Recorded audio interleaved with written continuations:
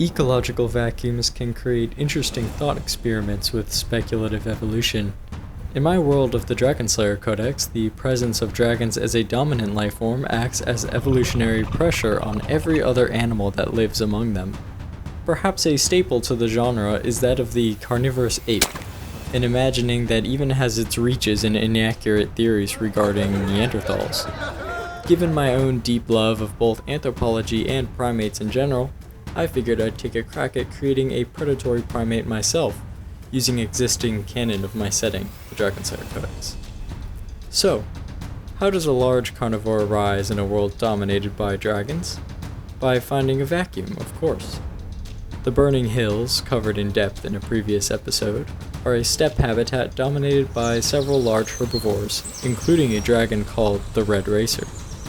Predatory dragons exist on this continent, notably the tasseled thundermaw in the southern waters, shearwinter in the southern ice, and hole takers and even great kinsbane in small populations to the east. However, the middle segment of the Burning Hills steppe is mostly dragon-free. I will cover the other species in a future video. What type of animal can fill this vacuum? Perhaps the adaptable giant. In this world, giants are hominids evolved to a world of dragons. Shortly after their ancestors descended from the trees, they immediately grew large and strong to ward off dragon attack, becoming prolific omnivores in their respective habitats. Spanning worldwide, they now exist in a myriad of species, thriving off of their high intelligence and learning abilities to survive a hostile world. So, it was only natural that they would become established within the idyllic Burning Hills.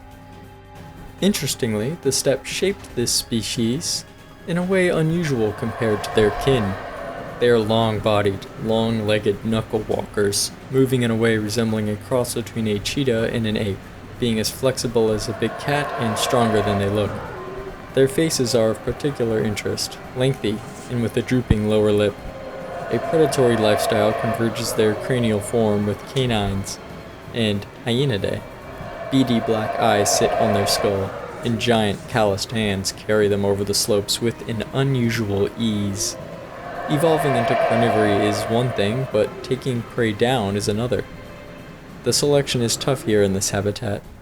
The least daunting choice would be the delicate larr. Their bones break easily and they aren't much for fighting. However, they are quick-footed and extremely vigilant. Here, the giant's intelligence would enable it to devise ways to ambush it in the twilight and claim a meal. The second option is the canneback, a brutally armored brontothere who is eager to crush the skeleton of whatever looks at it the wrong way. Perhaps only the calves would be viable targets then. And last, the Red Racer dragons themselves. Extremely fast, but less armored as a result, they provide enough food to last a long while, and giants have been known to ancestrally attack dragons anyway. Options are well and good, but hominids are known for possessing fingernails rather than claws, which forces this giant to rely on a feature famous to the great apes: grip strength and arm power. Using its abnormally large hands, this creature will grab the throat and crush the windpipes of whatever it can catch. The peak strength of this grip can reach almost 2,000 psi for a short period, ensuring that nothing escapes this animal once it has you. So disturbing is this behavior that it became the species' namesake, the strangler giant.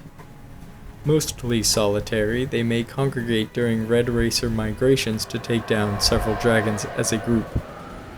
This puts them in direct conflict to the dragon-riding winged runner clans who, ironically, must become giant slayers and strike down their hominid kin to defend their flocks. Recent human presence within the last 1,000 years has pushed for man-eating behavior in the giants, after several riders were devoured along with their mounts.